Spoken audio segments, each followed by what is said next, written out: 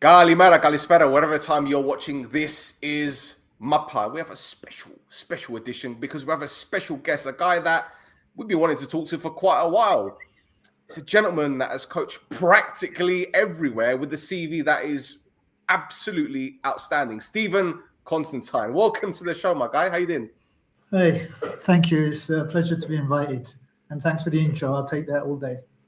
Thank you very much. Thank you for joining us. Thank you for being part of this show. And I'd like to also thank Fonbet, our sponsor, because got to thank them for keeping the lights on, even though I haven't got any lights on at the moment because it's sunny for once in North London. And we've got something in common here, North London. That's where you're born and raised, right? That's it. Well, I was born in London. I went to school at Southgate, so my junior years were in North London. So yeah. What do you remember about Southgate? Because I'm sure it's changed a lot since you were out here. I remember getting off the bus stop at the top of Southgate Station and walking down to school, and then I'd go up the other way up to Cockfosters on the way home. And I used to live in New Barnet, so Oakwood, Cockfosters. Playing football for the school. But where did you actually play football, like, with your mates? Where did you go? It wasn't Broomfield Park. Was it Arnos Park? Was it whereabouts? No. I lived in New Barnet. So well, we played football. I played for the school team. But when you're having a kickabout with your mates, where would you normally go? It was a park down the road. I lived in Monks Avenue. Okay. New Barnet was basically, so there was a park up the road, and we'd go there. But I was playing Saturday morning for the school, Saturday afternoon for a club team, and then Sunday morning for another club team, and then come home, watch match of the day, and then go up the park and play football till it got dark. So which team do you follow in England? Arsenal. There's only one team in London, mate, and that's Arsenal. My first live game, my dad took me, and he supported Tottenham, and we went to White Hart Lane. It was the game where if Arsenal drew 0-0 or won by a single goal, they'd win the championship. And Ray Kennedy scored in the 78th minute, I believe it was, and I became an Arsenal supporter since then. And then 5 days later, Charlie George, the keeper, struck the winner when we beat Liverpool 2-1 in the FA Cup final. So we won the double that year. Was that 70? 1971. 71, yeah. 71. So what was that George Graham playing? George Graham was playing at the time? George Graham. George Graham was playing. My God, Ray Kennedy. Bob Wilson? Pat Jennings. Oh, Pat Jennings. Pat Rice. Liam Brady. A bit later. He came a bit later, but yeah. Liam Brady was some player, man. I've seen videos of him. He was some player. Yeah. You know, people compare players, but I think is Maradona better than Ronaldo, or better than Liam Brady or Messi? Look, when Maradona was playing, he was being two-footed every other week, and it wasn't a foul. And nowadays, it's the wind blows, and you've got players falling to the ground, clutching their face. And I mean, I just don't get that. I would be ashamed to do that myself. But there you go. It's different games. It's difficult. Of course. And you know what? This is sidestepping a little bit. You see the state of football now, and I believe, especially the Premier League, is very robotic. And when you see how football was in the 70s, 80s, and even the 90s, you can even say the late 2010s, you know, it's changed so much. But from when you remember watching football, as you said, on Match of the Day and moving forward, the 70s and the 80s, what's the one thing that you would say we lack now in the modern era? Not just in terms of entertainment or just anything, really. It's too easy. I think now, everything is. Yeah, I think everything is too easy now. You got people getting their coaching badges with a 45-minute webinar.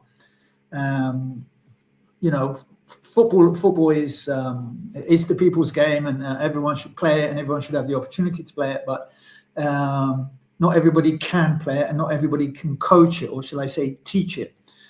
We got people running around with licenses that honestly they couldn't make my dog sit down, and it's you know, just too easy. We're giving the stuff away, and I think you had to work harder. You had to actually earn the right to play or earn the right to coach. And I think now it's become so easy to get your coaching badges. It might be more difficult to get on the licenses because so many people love the game and so many people want to coach. But you've got people who can't even kick a ball. How are you going to teach somebody to kick a ball when you can't kick a ball? I mean, I don't say you must play at the top level, but you must have had some sort of football background, whether it's your school team or a club team on a Sunday, to understand the mechanisms of how you play, but and then to teach. I mean, having played the game doesn't guarantee you that you're going to be a successful coach, and we have hundreds of examples at the moment where there are top players who think they can coach, but they can't. But they're getting opportunities because of their name and not because of what they did as a coach, or vice versa. If that makes sense. No, absolutely. And the other thing is, I think people like to use there's too much money in the game as an excuse as well for various situations. Like obviously the big teams getting bigger, and then you talk about the Super League and this and that. But is money the be all and end all? Because we've seen a lot of success stories from clubs that perhaps don't have big budgets, that have been able to unearth talent or coach players to develop them to then go on to do bigger things. So is money as big as an issue as people make it out to be, or as an excuse, so to speak? Look, I think there's money and there's money. I mean, you if we're talking about a professional club, the first thing that I would think the first thing that they'd be thinking about is the community, and the people in that community. They're going to want to support their team, right? They're going to want to support their team much more if there's 3 or 4 kids that are coming from that town or that city. So the academies for me are hugely important to any club. The lifeline of the club is your academy. But people don't want to spend the time or the money. Everybody wants a quick fix. So in some teams, they don't have academies. They'll just have an under-21 team. And okay, that's okay if that works, because obviously running an academy takes quite a bit of money. So, but I think in the long term, if you're looking long term, then it pays in the long term to do that. But obviously, other teams with big teams with big money, they're always going to have academies because they can afford it. Some teams can't afford it. Yeah. Well, it's interesting that you mentioned academies, because it's a nice segue to something else I wanted to discuss. If you look at, say, Croatia, with 3 million people? Country's got about 3 million, right? And yet over the years, they've churned out so many world-class players. And then you look at Cyprus, which, okay, you could say is 1/3 of the size, but we haven't produced those type of players. We haven't done that. Yes, we've got players playing abroad, but is that because there's been a lack of emphasis on the academies, as you mentioned earlier? Well, look, I think that's a great question. You should never judge a country by the population. India is 1.4 billion. Pakistan at the moment, their population inside is 250 million. Iceland has a population of 400,000. They went to the World Cup and they went to the Euros. And if you were to Google how many Icelandic players are playing in European leagues, they may be not playing all in the Premier League or all in the Bundesliga, but there's quite a few Icelandic players playing. And that's because of their attitude to development. In order to have good players, you need good coaches. And if the coaches are not giving the players the information that they should be giving them, look, for me, I've said this so many times, there should be no difference between a 16-year-old Icelandic, Cypriot, German, English, Italian, Andorra, Croatian, Azerbaijan player. There should be no difference between them, okay? Because from 0 to 16, those teams, countries, coaches have every opportunity to give them what the foundation, okay? After 16, it's cutthroat. Where is he going to go pro? Is he not going to go pro? But if he doesn't have the basic information or the basic foundation at 16, he's not playing at any level that you can speak of. Put it this way: if by 12, 13 he's not technically sound, and that doesn't mean he knows everything, but not technically understands how to receive the ball, how to trap a ball, how to turn with the ball, he's not going to have a football career. It's as simple as that. But if we're not teaching them those things, then it's not the players' fault, it's the coach's fault. And then you go back to the qualifications and how easy is it now to get your badge? In Spain, you've got 21, 22-year-olds running around with pro licenses that they get from the university, but it's still a pro license. So it's like I said, things are too easy now. And I think we have lost a bit of quality in the level of coaching, which in turn will have an effect on the quality of the players. So let's say, hypothetically speaking, in a very interesting scenario where you yourself would be given a position within, I don't know, Cyprus football, to say, right, you are entrusted with restructuring the whole system, but we need to emphasize or put a lot of focus on youth development. Is there anything that you would change immediately to see a little bit of a change in the whole scope?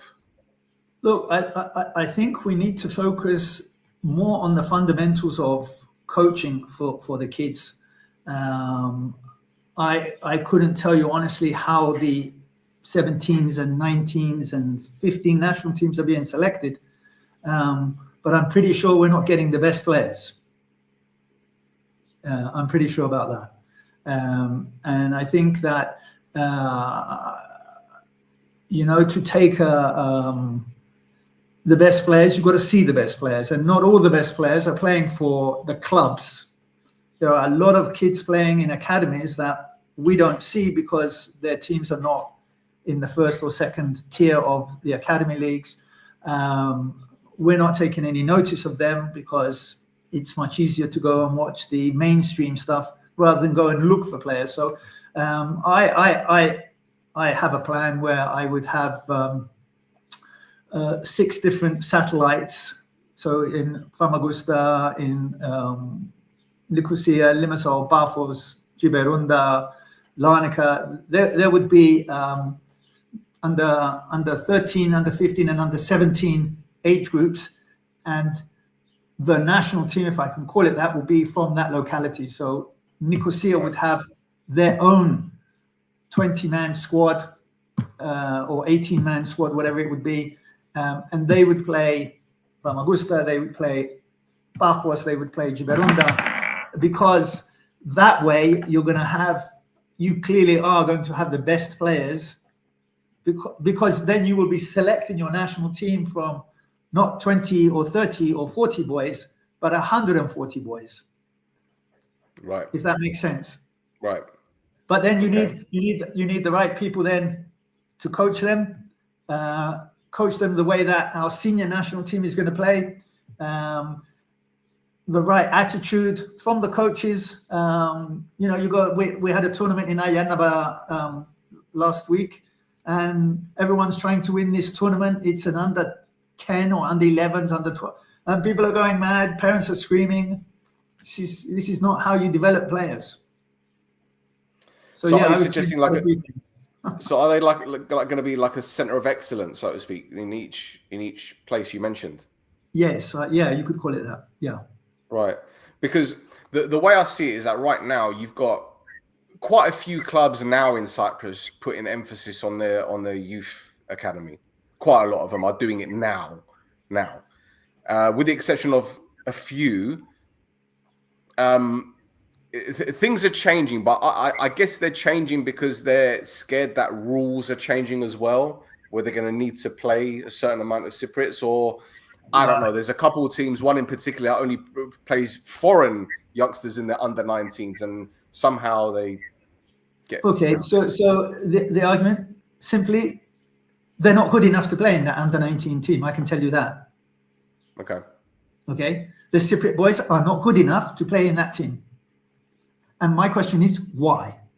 Because they're not given the stuff that they should be given, the information that they should be given when they're playing at under 14, under 15, because the coach at under 15 for Club A wants to win the league.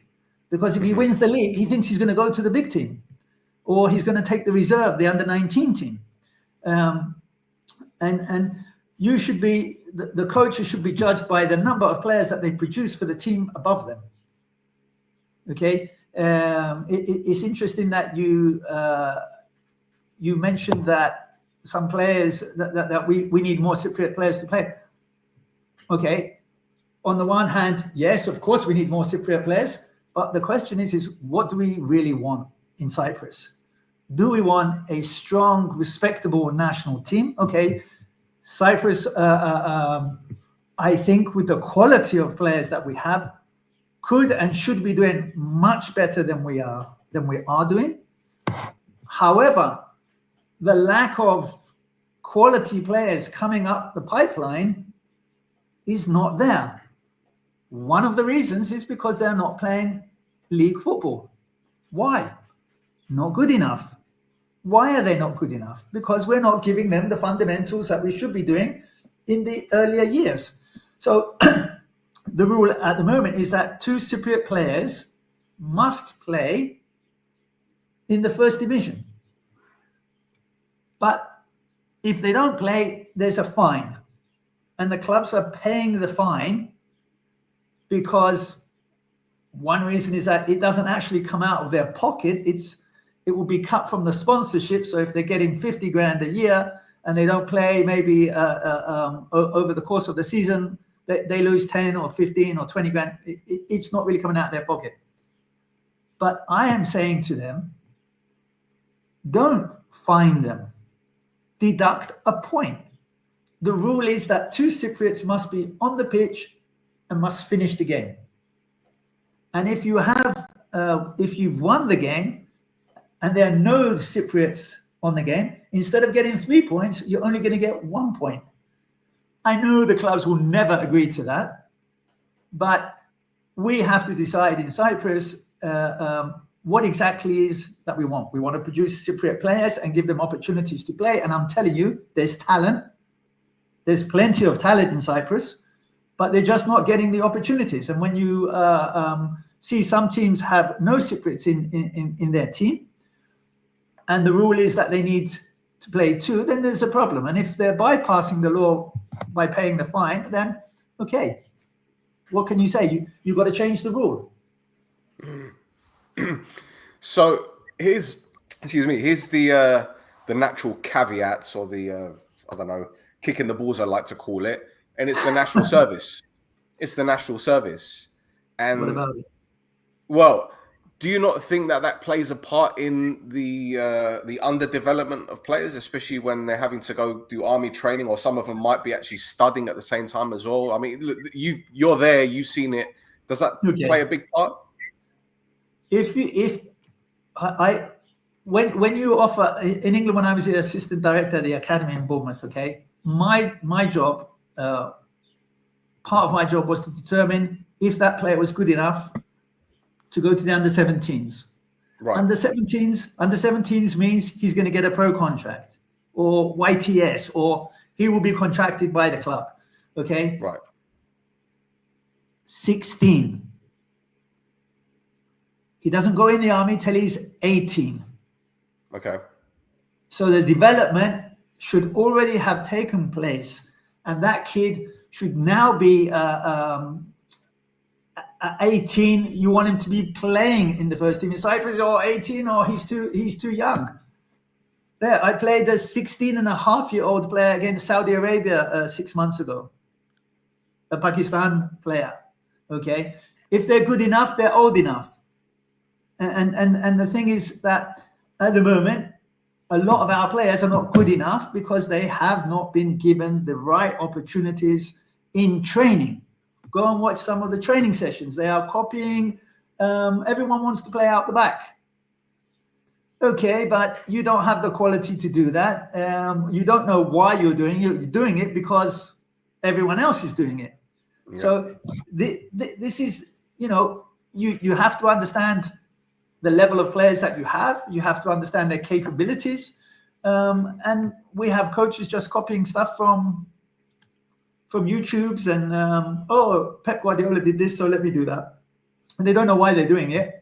They can't explain to me when I ask them, well, why are you playing out the back?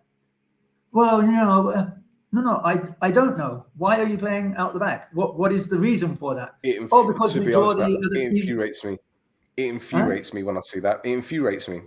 Yeah, we are drawing the other team on. Yeah, but you can't play that pass. It's I think it will correct itself, but we're seeing goals left, right, and center from academy teams that they're trying to play out the back. Obviously, there's clear that they can't. They don't know why they're doing it. And you go and watch academy football in England. How often do you see the centre half making a forward pass? More, in the last 10 years, there was a comparison between how many touches does the midfield player get, your Paul Scholes, your Patrick Vieira's, these kind of players, and now you're seeing that Van Dijk will have more touches than Frank Lampard would have had.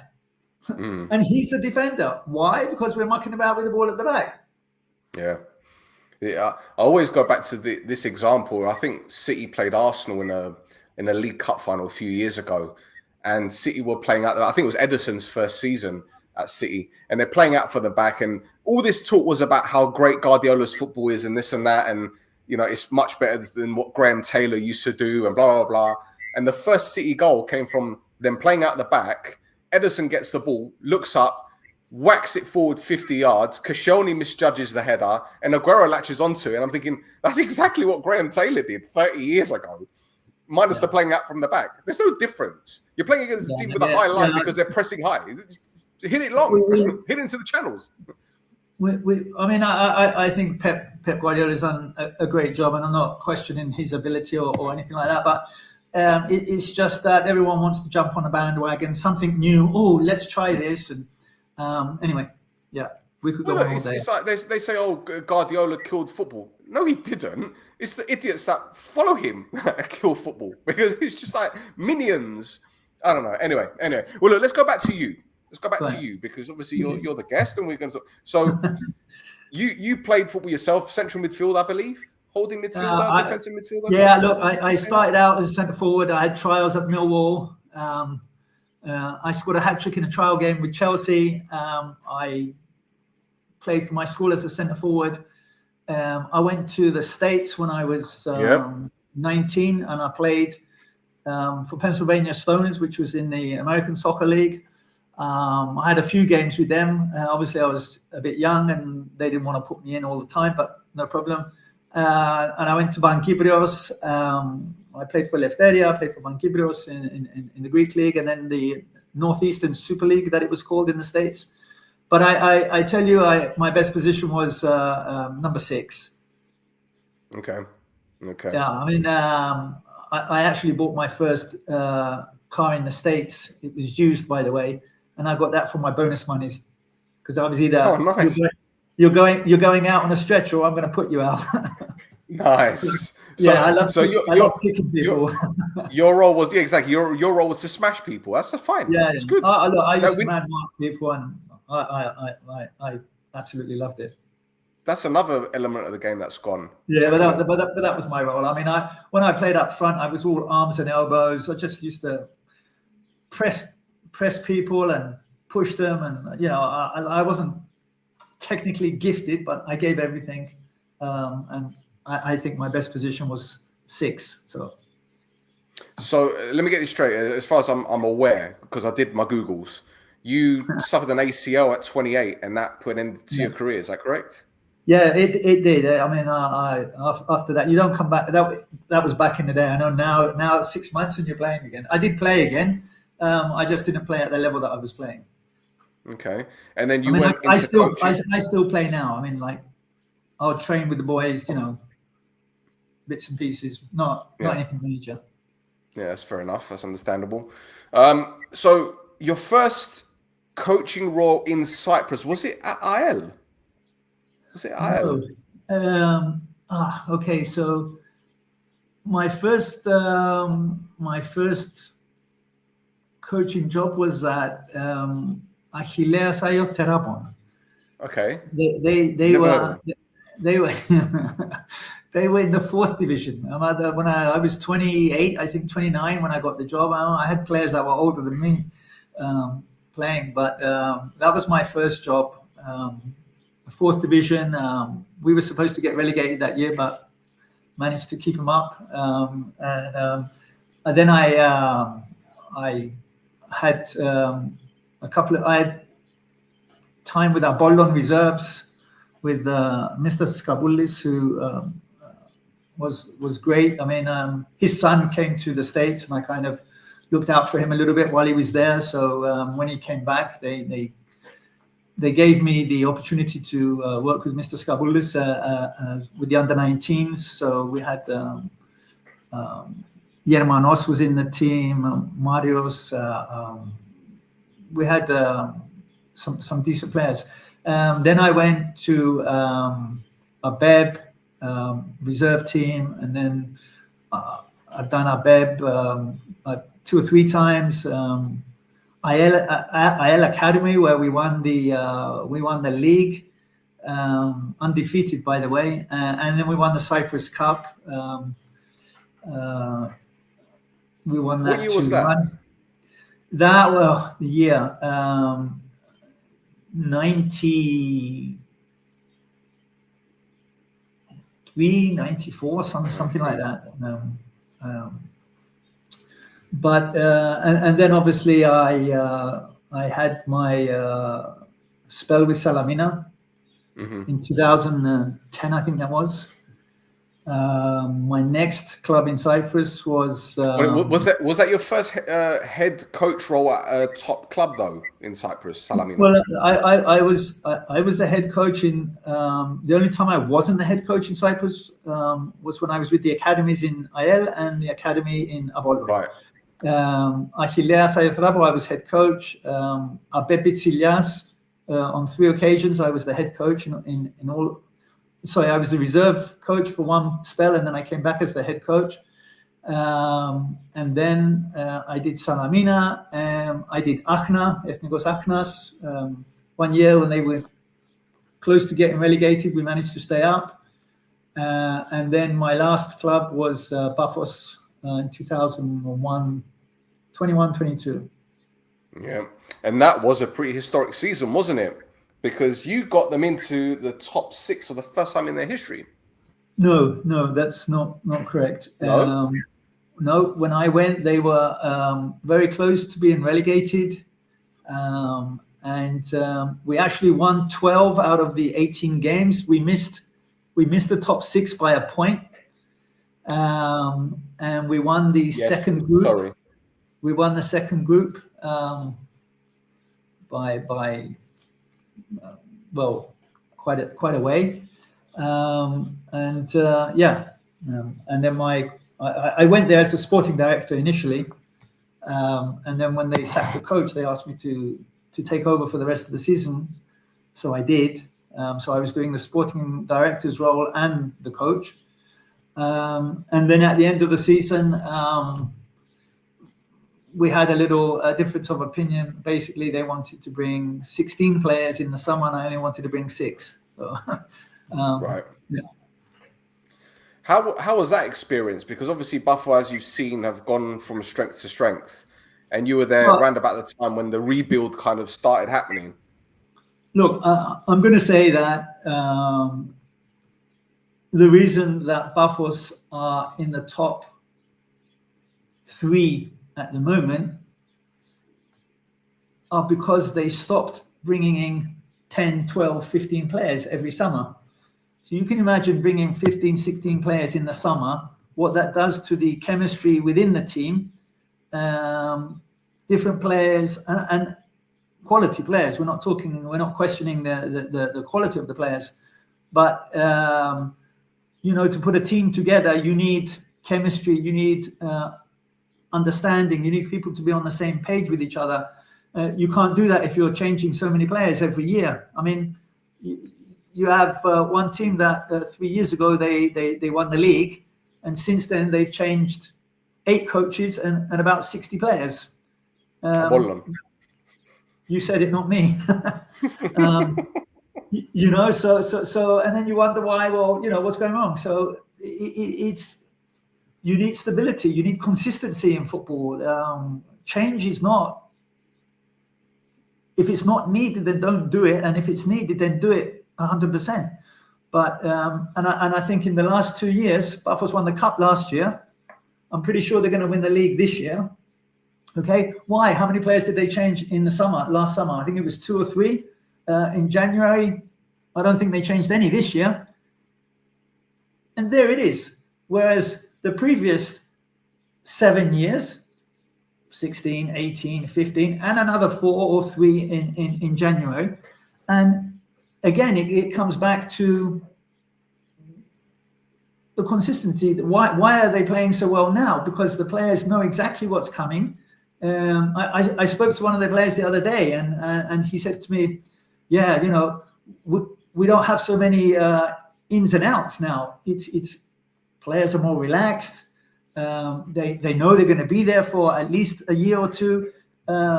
Family life is better because you're not thinking about, well, we could be leaving in 6 months.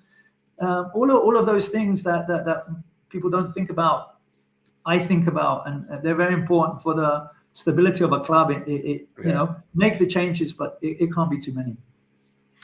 I think patience is another word that isn't used frequently in Cyprus. I remember last season, I think the first few months of the season, Buffer weren't doing well at all, and they still gave Carcedo the time to. He was new to the club as well, so they gave him the time to implement whatever system that he needed to do. They had given him the funds or whatever it is they needed to bring in players.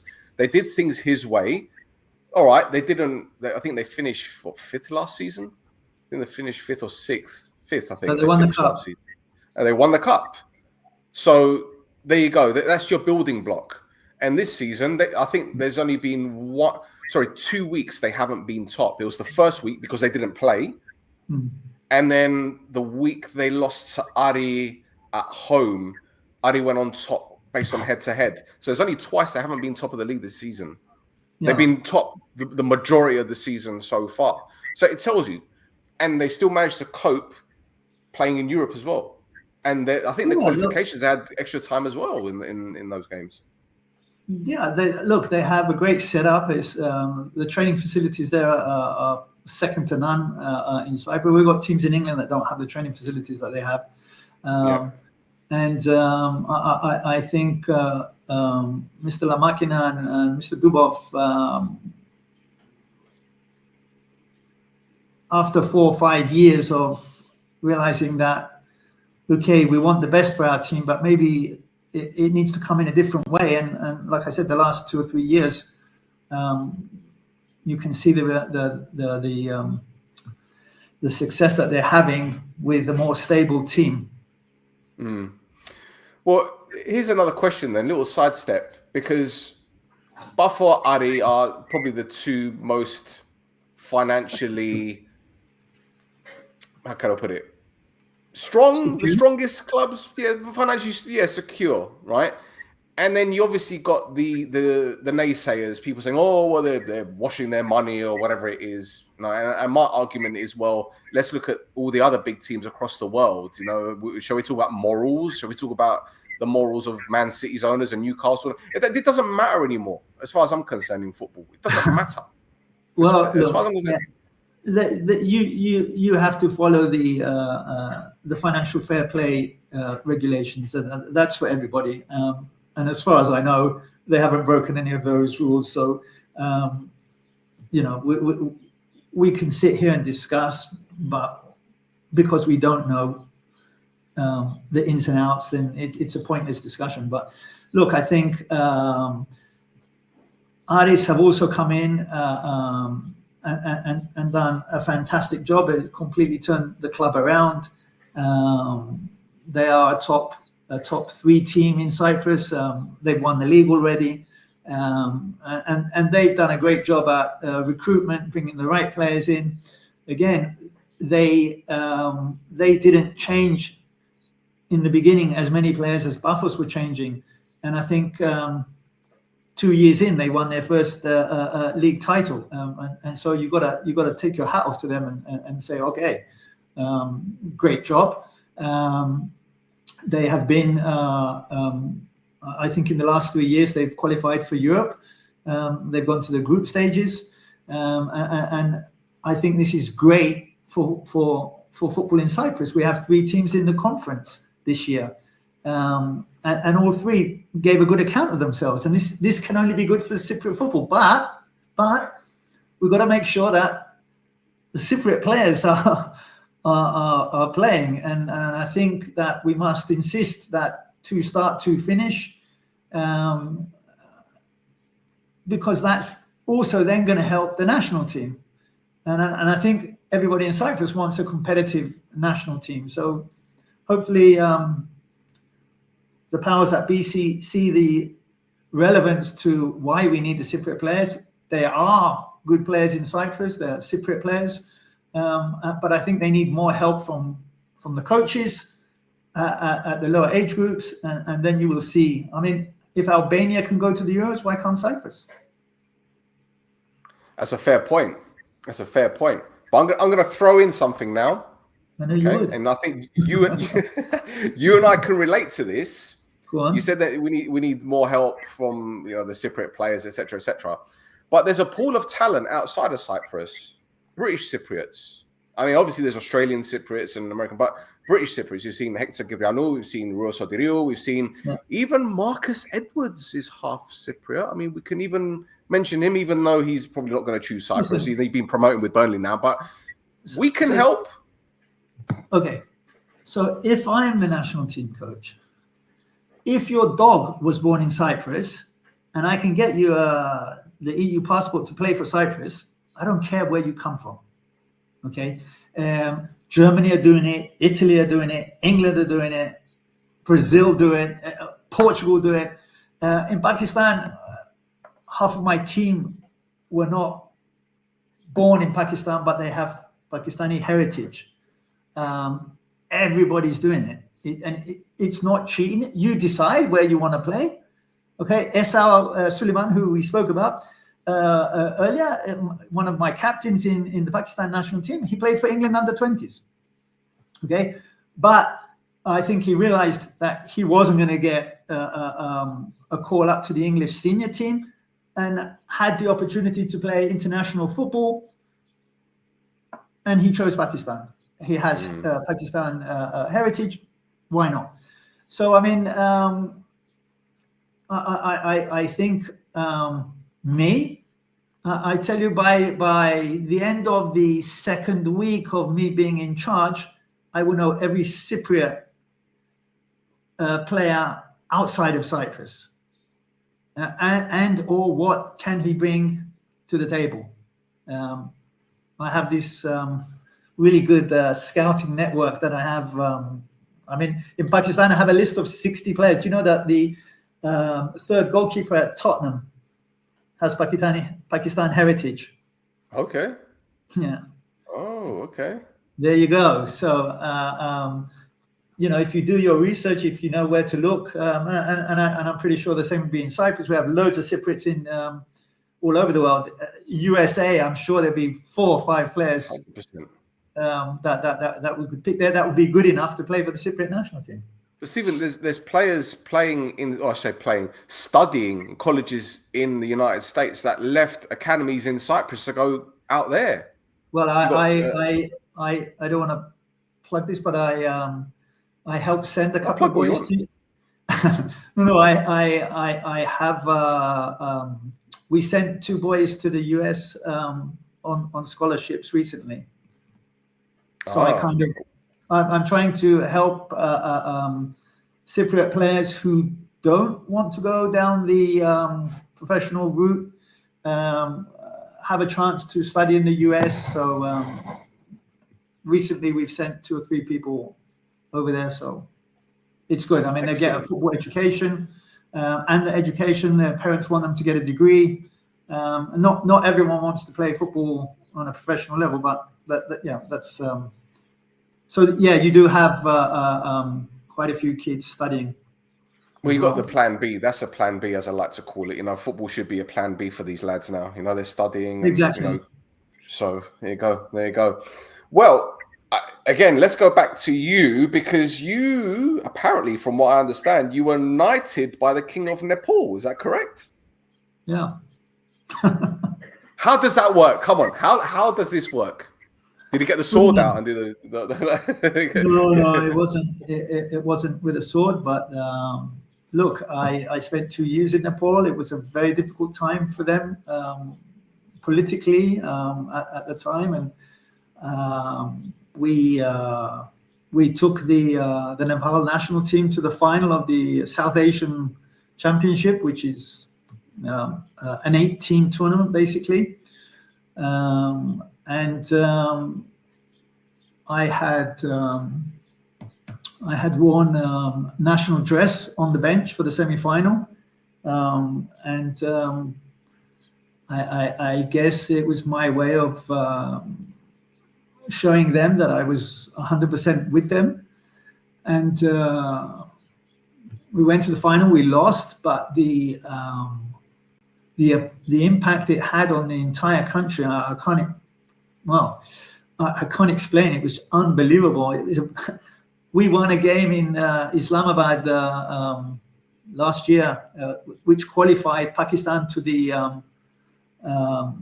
World Cup qualifiers to be for Asia, and it was the reaction from the people was unbelievable. So yeah, we did some good things in Nepal, and then you know, they decided to decorate me, and I think it's a big honor for me and my family, and yeah, it was fantastic. Yeah, you can't buy it. How big is Nepal anyway, population-wise? No, it's about 26 million. 26 million. That's 26 times bigger than Cyprus. You know, 26 times bigger than Cyprus. And I'm sure, you know, you can go there and they'll know who you are and they'll roll out the red carpet for you. We have a lot of people. There are a lot of Nepalese in Cyprus, you know, where they come for work and stuff like that. So, yeah, they obviously some of the ones, the younger ones, they don't recognize me, but the older ones we have. And obviously, when I go back to Nepal, it's always a very good reception. Same in India. Well, this is you've done Nepal, you've done India, you've done Rwanda, you've done Malawi, East Bengal. Sudan. Now you're doing Pakistan, Sudan. Tell me about the football. No, I don't talk about the football culture, but in terms of like the ability of these players, because from now on, I'll give you an example. Aberdeen, the guy that scored the winning goal in the semi-final the other day is from Palestine. Okay, and you're going to see people that perhaps aren't too familiar with these farmer leagues. I'm going to be using that in inverted commas, farmer leagues. They're not too familiar with them, and they see these players and they see these names, and it surprises them. To me, it doesn't surprise me because football is a worldwide sport. It's a global sport. Everyone but anyone plays football. So to see a player scoring a goal for Aberdeen from a random country doesn't surprise me. But you being there on the front line, seeing these players, how they develop, or knowing the football culture, what can you tell us in terms of the ability of these players in general? Look, football's played in every single country in the world, pretty much. And there are 211 national associations, but there are other countries that play as well. Not everybody's good at it. How good can you be? I'm going to say depends upon how good you're taught. Okay, so you can go to Nepal. I'll give you an example. We got a kid called, his name is Abdul Rahman, but we call him Baby, because when we saw him play in a tournament in Pakistan, he was 16 and a half.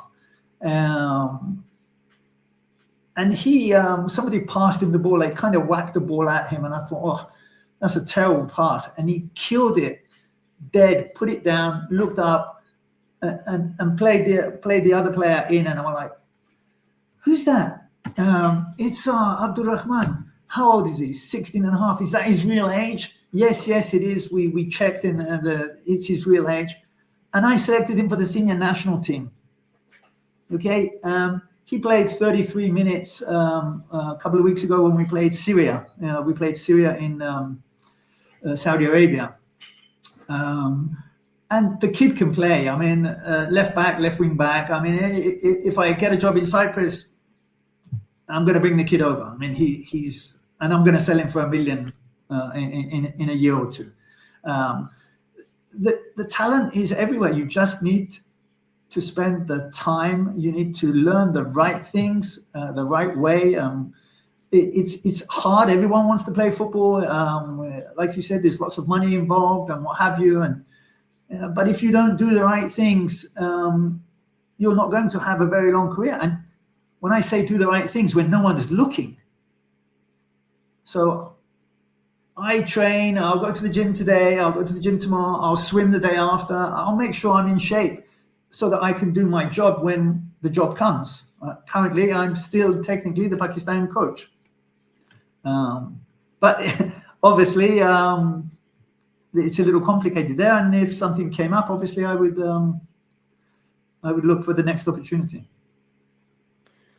Stephen, when you're talking about coaching national teams, obviously, look, I think the pressure is probably higher. And I know pressure isn't a word that you really recognize because you don't really feel it, in all fairness. You know, when you talk about pressure, I mean, I've spoken to you before, and I think you told me, you know, pressure is not being able to pay the bills and all that kind of stuff. That pressure in football isn't as big as what it's made out to be. But I think the one thing I will say, the pressure comes from perhaps social media, all of the criticism that, you know, random fans will send players and everything. But at the same time, it's their choice not to look at it, really. But anyway, I digress. But in terms of, you know, going to Pakistan and Nepal, massive countries, you get these jobs. And are you sitting there thinking, wow, this is a little bit overwhelming? Or is it a different kind of attitude that you're having to overcome compared to other clubs you've been to, if that makes sense?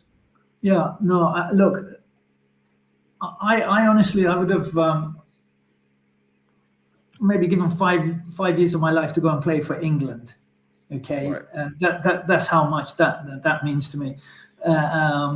I would love to be the coach of England or Cyprus, and which I consider my two mother countries, if you like.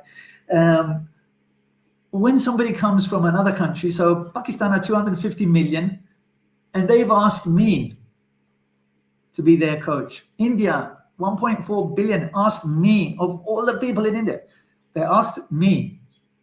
The question you've got to ask is why? Why are they asking me? How do I feel? It's an honor to be associated with your own country. So, you know, being the national team coach of Cyprus for me would be awesome, or England, awesome. But think about a foreign country asking you to come and be their national coach. I think the responsibility becomes a little bit more. How do I feel? I can't. It's the best feeling in the world. It's the best feeling in the world to be the national team coach of someone else's country. So that for me is the pressure. The pressure.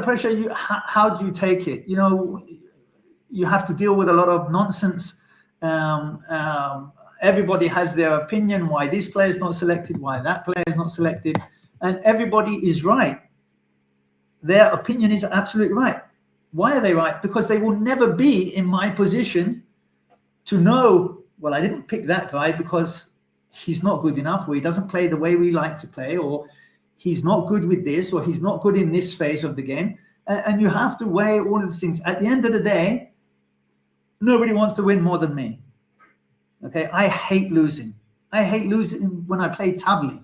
Okay, like really hate it. We go beat swimming. me all the time. I don't know how to play it. You beat me all the time. I swim. Okay, and I have a couple of friends, and if one of us has done 1.8, no, I'm going to do 1.85 or 1.9 or 2, because it's the competitiveness, man. I hate losing really badly. So yeah, going back to your thing, it's a massive. I've coached 7 national teams so far, and I'm not done. So let's see what happens next. I'm going to ask you this question. I don't know if you've ever been asked this before, so apologies in advance. But okay, the coaching experience and how shall we say? The way you said experience. the coaching experience and education you got from being in Cyprus, did it make your preparation for these other jobs outside of Cyprus easier because of the way that things are done in Cyprus? You know, we say this is Cyprus. This is why the show is called This is Mappa, because we take it from This is Cyprus. So, okay, so I didn't do any of my coaching qualifications in Cyprus. But in terms of your experience at, say, APOEL and all these other clubs that you work for, did that prepare you for life outside of Cyprus? No, yeah, I think you know what I'm trying to say here. Okay, look, I think people, some people have a bad impression on football in Cyprus, okay? And to a degree, there's lots of things that could be better. I think the quality of the league in the last couple of years has for sure gone up. I would like to see the quality of our coaching improve, because I think the players need it. And better players, better coaches, better players is what I'm going to say. So did the time in PAFOS prepare me, say, for the time in East Bengal?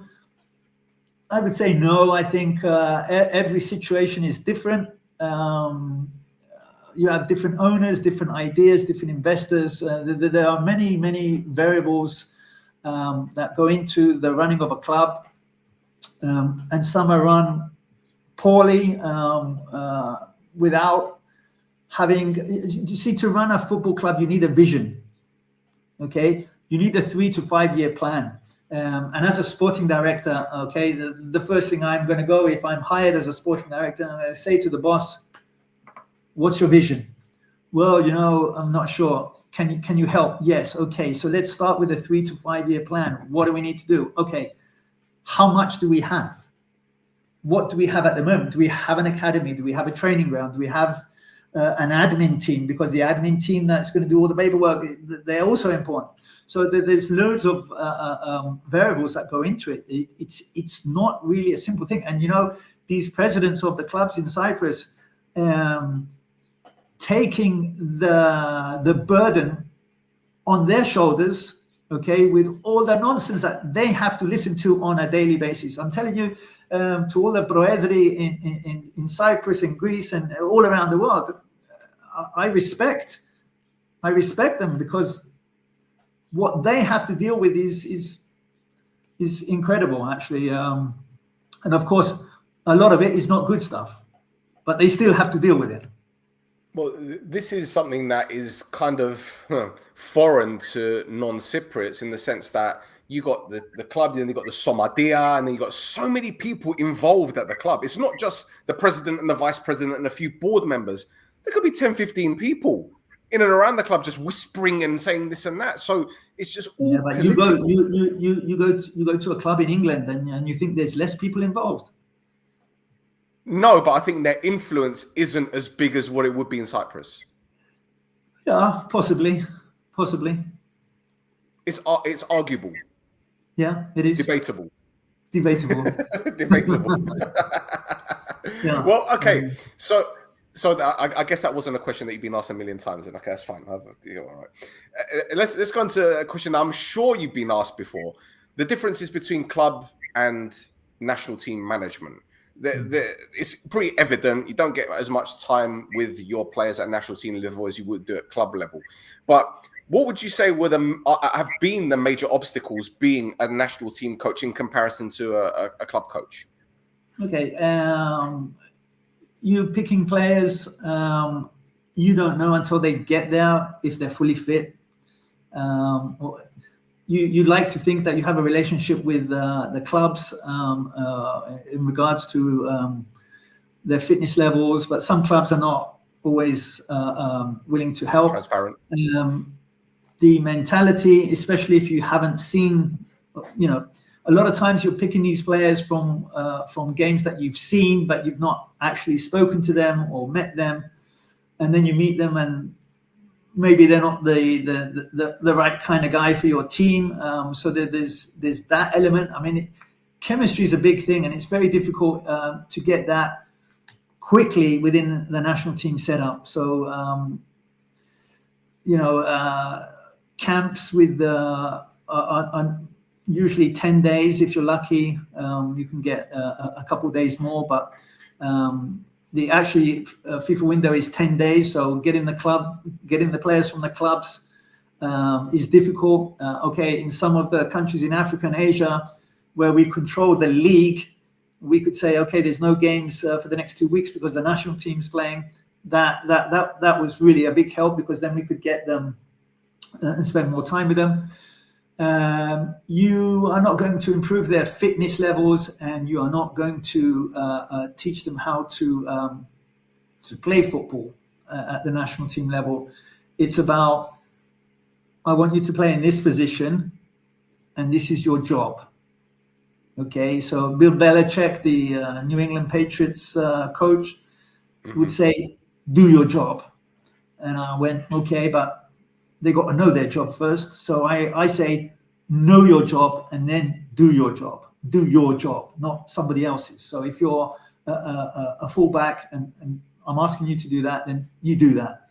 Because if you don't do that, then I find somebody else who can, basically. So you've really got to focus on them understanding their roles and their motivation. I mean, for me, playing football at any level is motivation. Playing for your national team, I honestly, I shouldn't be having to push you and cajole you to understand what that means. But sometimes you do, and obviously every player is different. There's a different mentality that you have to understand. Some are less sensitive, some are more sensitive, and basically it's about knowing your players. There are players that I can hammer in front of everybody and they won't say a word. Okay, and then there are other players who will break down, or other players who will have a go back. So you got to know how to speak to players. Nowadays, in dressing rooms, okay, with national teams, you'd like to think they're speaking one of two languages. Hopefully, one of them is English. But in club football, you're speaking. You've got 10, 12 nationalities. So I would say that those two things, getting the players in the right condition. The biggest thing is to make sure that they know their role. And you've got basically 3 days, if you're lucky, before your first game. And then you might have another game. So it's really, for me, I'm in touch with them all the time. We have WhatsApp groups, and then I'm sending messages to players and staff and what have you. I'm completely aware of what every player of mine is doing, where he's playing, and how far along he is if there's an injury. So, yeah. It's interesting you mentioned how to talk to players or how they would react. I think that these days players have a lot more power than what they used to. That's my opinion. But have you ever come across a player with incredible talent, but for some reason they mentally they're just not. I'll give you an example, like someone like Ravel Morrison, who was an outstanding player, but up here, problems. Have you ever come across that type of player? Yeah, look, you take the players that come from Africa, okay, and do you have any idea of the issues that they have with family? Do you know that most of the African players are subsidizing 25, 30, 40 families on the money that they're getting in the UK? They're looking after their families. Some of them are being threatened by other people. So, you know, everyone's different. Everyone has their own problems. You know, we've got to remember that at the end of the day, they're human. They are absolutely lucky as hell to be in a position where they can play football and make the money that they're making. But we cannot think for 1 second that they don't have issues. They don't have problems. The baby's sick. They separated with their missus, or getting divorced, or someone in their family's died, and yet we still expect them to turn up every day for training and then go. And we do, and we should, but we should also remember that they are people and they have families, they have problems, the same as you have, the same as I have, and I think sometimes when we criticize them for a bad performance, we don't know the whole story, if I can say that. Okay, fair enough. Fair enough. Okay, then here's another one. You've probably been asked before. Can you give me? I mean, you mentioned one lad earlier, the left wing back, but can you give me maybe 2 or 3 players who you've coached, maybe now or in the past, that had a lot of ability that you felt could have gone on to play, maybe in Cyprus or Greece or perhaps even in England, that didn't do it, and you felt if they had the right exposure or the right agent or the right circumstances? No, look, I think I wouldn't want to out anybody that could have, should have, and maybe didn't. I think over the years there have been hundreds, maybe thousands of players that did not make it to the level that they could have, should have. And I think that's you can say that about a lot of people. I mean, it's quite a good question, to be fair, but I wouldn't want to publicly say, well, he did. And there's some guys that it's an injury thing. It's some that realize that, you know what, being a football player is you got 10 years if you're lucky. Hopefully you make enough money where you can look after your family for the rest of your life, but a lot of those don't. So they're going to be working, or they're going to be doing other things to maintain their lives. And I always say to them, you know, guys, look around you, and they're going, this is the best time of your effing life. Mm-hmm. Okay, this moment here, you are training, whether you're playing for PAFOS or ARIS or Cyprus or England. This is the best moment in your life. It ain't going to get better than this. You're being paid to play football. And we would do it for free. I mean, obviously, I'm doing the second best thing. I'm involved in football and they pay me. Oh, my God. Result. Yeah. It's always incredible when you look back on things that you've achieved and thinking, when I was a kid, I could have never imagined doing this or being in this current situation. And I think, you know, you being involved in the game for as long as you have done, you know, going back to when you were a kid watching Arsenal do the double to where you are now, I think if you look back on yourself, or you could go back in time and see yourself as a kid and say, in 20, 30 years time, you're going to be doing this, doing that. You just said to yourself, are you crazy? Like, is this even possible? You know, I think we take things for granted, in all fairness. I think we take our achievements, our personal achievements, for granted. We do. Something maybe not. yesterday I went to the beach and I got there a little bit early. Okay. And I was sitting on one of these sunbeds that had been put out. And it was... That you paid €10 for? No, I didn't pay a penny. It was 8:15. That's because the guys hadn't come round to ask. I thought you were going to say the guys from Nepal. That's why he let you have it. No. And I'm looking out and the sea's it's like a pond.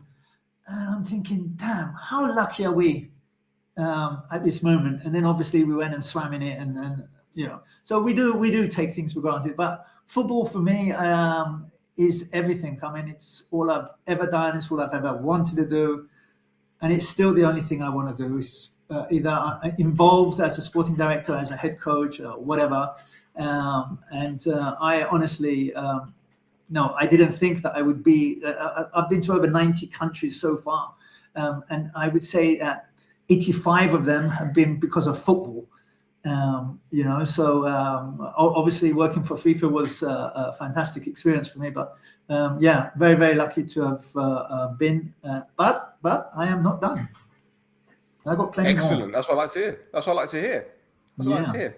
Okay, I've got a few quick fire questions. Go on then. And then we'll talk quickly about the Brighton. Okay, so if you want to talk about players that you've played against, so you're on the bench coaching one team and your opponents. In terms of the opposition players, were there any ones that stood out for you or ones that you had a specific game plan for that you needed to watch out for? Because you've been in the game for years, so I'm sure there's quite a few. Yeah, there's loads. I think when we recently, though, we played Jordan, and you'll know the player, Altamari. Montpellier. Is it Montpellier now? Sorry? Montpellier? Is it at Montpellier? I think so. But he played against us when we played Pakistan against Jordan. What a player! I mean, I thought he was too good for Cyprus when he was here, but I mean, and great player, great attitude, and absolutely a lovely person. I mean, he was really good. I mean, Julian Gray. I mean, he's another one of my players. He played for us for Salamina. What a player! What a guy! We're still in touch, and I think I think he could have had a better career at Arsenal than he had if given the opportunity. But I think Jules would admit that himself. But great player. There's too many. Next question. Okay, are there any players that you perhaps missed out on signing that you not regret, but thought maybe that deal fell through, or you were so close to getting this player would have made a difference to your team? Yeah, I think over the years there's been a few. You don't get everybody that you want as much as you want it. Sometimes you both want it, but the money's not there, or it's. I ask a lot from the players, and I give them a lot as well. I think, but you don't always get what you want. So yeah. Okay. In terms of opposite numbers, other coaches, are there any ones that you've played against that you admire or have given you some kind of influence in your career or advice? Played against Carlos Alberto Pereira, top man. Had some very nice things to say after we played. He was coach of the national team of South Africa at the time. Roberto Mancini was very...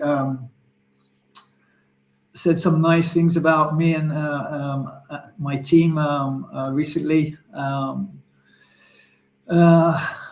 Dramazzotti, the Italian coach, was I think I said his name right. What was he? APOEL? No, he was a coach of UAE when we played against them. Ramazzotti, I think it is. Ramazzotti, okay. For some reason, I thought you meant Tramezzani. For some reason, I don't know. Maybe my hearing's not great. No, the lad APOEL is with national team of Greece. National team. Oh, Jovanovic. Jovanovic, really, really nice guy. They've been. Quite a few. Okay. And the final quickfire question, looking at your career as a whole, hindsight is a great thing. If you were able to go back and talk to your younger self, what advice would you give him? Wow. Maybe not be as honest as I've been. I normally, if you ask me, I'll normally tell you what I think. And sometimes it's not a good thing. I may have not gotten jobs because I've been as honest. I want people to know what I'm thinking, because I think it's going to help them and help the team. And I think maybe I would say, you know, maybe don't be as open to begin with as I am sometimes. I probably would say that, but I don't. I honestly, I don't regret how I've been. I've always been upfront. I've always been straight. You ask me a question, I will give you my opinion.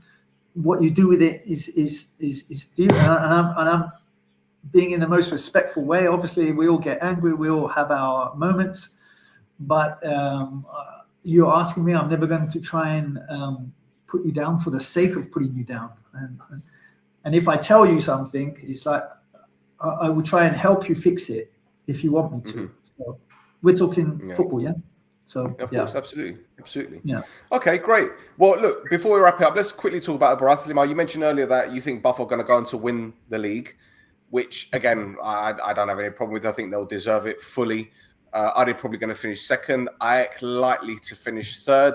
But then you got OMONOIA and APOEL, two of the biggest teams, if not the biggest teams in Cyprus, and they've gone through a bit of a sticky patch recently. Okay, you could say that OMONOIA have won 2 cups in the last 3 years, and APOEL won the title last season.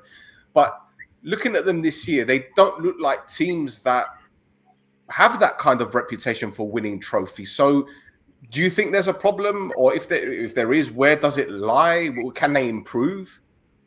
Look, I think you can always improve. It's just, do you know what's wrong to fix it, if you know what I mean? And I think there are some issues at the clubs, as there are at all the clubs. I think for me to comment on what those problems are would be a little bit unfair, because I don't know what's going on in each different club. I was asked recently a similar question, and I said, look, I would have to spend 3 months at each club to understand the inner workings, and for me to comment on APOEL or Apollon or what's going on inside there, I don't know. I'm not there on a daily basis, and unprofessional for me to say without actually knowing what I'm talking about. That's fair. But can you understand the frustration of supporters from both clubs, given how they've performed this season? Look, both of those teams are in the top 6. One of them still in the cup. Every season is not, you're not going to smash it like back in the old days when it was APOEL OMONOIA winning everything. Football's changed, and it's changed big time. There's more money, and the money's coming to ARIS. Was always a second division, first division, second division, and they've won the title. When was the last time Anorthosis won the title, or AL won the title, or so it's changed, and I think that more competition is better for everybody, keeps everybody on their feet, and hopefully APOEL is a massive club. They've had their share of success, and hopefully APOEL, OMONOIA, Anorthosis, AL, we want 4, 5, 6 strong teams. I mean, I think it's good for Cypriot football that we have strong teams, and although maybe it's not coming the way we wanted, with say owners from from outside of Cyprus in making the difference, it's forcing everybody else to step up. And I think that breeds competition, and we need competition to survive. Well, guys, thank you for watching the show. This was Stephen Constantine. Stephen, thank you for your time. Really appreciate you coming on, and hopefully we'll do this again sometime. I loved it. Thank you very much. We could have gone all day. Absolutely. Well, have a nice day, mate. Cheers. Appreciate your time. Bye-bye. Thank you. Cheers. Bye. Ta-ra. Bye.